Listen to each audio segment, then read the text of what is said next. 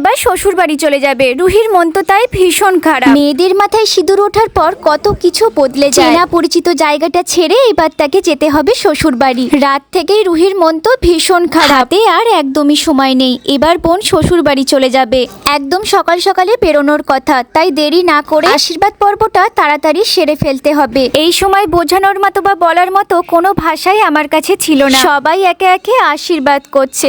নিজের প্রিয় মানুষগুলোকে এবার যে ছেড়ে যেতেই হবে। এই একটা সময় মনে হয় মেয়েদের জীবনটা ভীষণ কঠিন। তারা চাইলেও তাদের মা বাবার কাছে সারা জীবন থেকে যেতে পারে না। এই যেন একটা গাছকে শিকড় ছেড়ে অন্য কোনো জায়গাতে বসানোর মতো। এত বছর তিলে তিলে করে যত্ন করে গাছটাকে বড় করার পর আর শিকড় ছিন্ন করে নিয়ে যেতে হচ্ছে অন্য জায়গাতে। তবে বাস্তবের সাথে আমাদেরকেও তাল মিলিয়েই চলতে হবে। বোনকে তাই বারবার বোঝাচ্ছিলাম, চোখের জল মোছো আর নিজেকে শক্ত করো। মা বাবার সেই ছোট্ট আদরের মেয়েটা আজকে এতটা বড় হয়ে গেছে যে তাদেরকে ছেড়েই যেতে হচ্ছে। ছোট মা তো এদিকে ভীষণ কান্নাকাটি করছিল যে নিজেকে এত শক্ত করে রেখেছিল আর বলেছিল আমি একটুও কাঁদবো না। পিপির যাওয়ার সময়ে রুহিকেও একটু নিয়ে আসলাম। সেও কিন্তু একদম চুপচাপ হয়ে গেছিল আর পিপির সাথে তো কোনো কথাই বলছিল না। যেন কত জনমের রাগ জমিয়ে রেখেছে, কেন সে তাকে ছেড়ে চলে যাচ্ছে। বিয়ের পর যখন এই বাড়িতে এসেছিলাম আমি একটা বন্ধু পেয়েছিলাম। আজকে দেখো সেও কিন্তু চলে যাচ্ছে। বাড়ির ছোট মেয়েটা যখন বাড়ি ছেড়ে যাচ্ছে সবার মন কিন্তু ভীষণ ভারাক্রান্ত হয়ে গেছিল।